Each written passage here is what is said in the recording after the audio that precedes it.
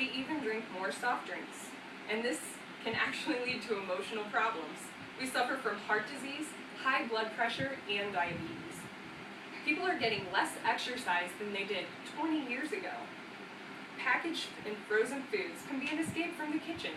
They're more processed and they're not as healthy. Sure, we're eating at home, but it's not the best quality. And that comes from Manning in the 2011 article.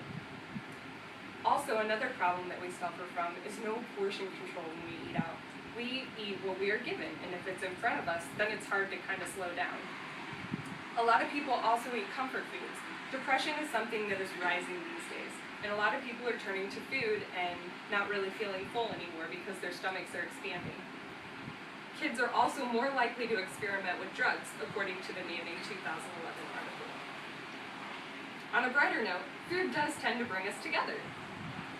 On the television Curry article in the National Health in 2008, 781 students were surveyed. 2/3 of them had televisions in their rooms. So if you kind of think about if you have a television in your room now, or if you just kind of have one in the living room, a lot of students would eat their meals in their rooms alone and not really as a family. Youth with televisions in their room were typically watch 5 hours more television every day instead of just having one in the household.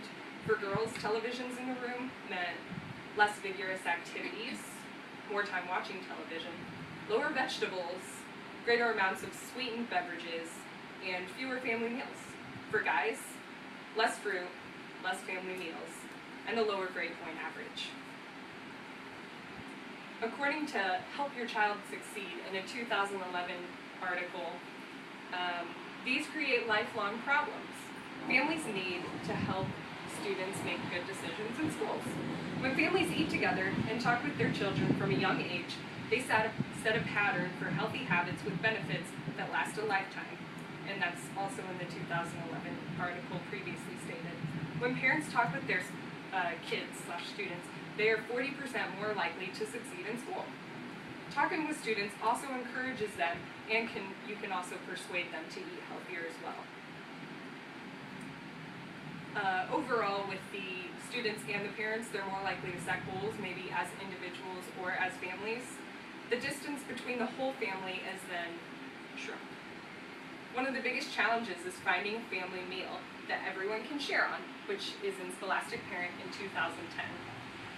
Kids who feel that parents are proud are more likely to eat as a family, so they need that support from their parents. If they don't get it, they typically don't feel as loved or as encouraged, and they don't feel that their home is a comforting place, so they're more likely to spend their time elsewhere. Meals become more relevant to them when they sit down together and share the same thing, and that's according to the Nation's Restaurant News in 2012 by Brandu. When people share one thing in common, it tends to bring more out of the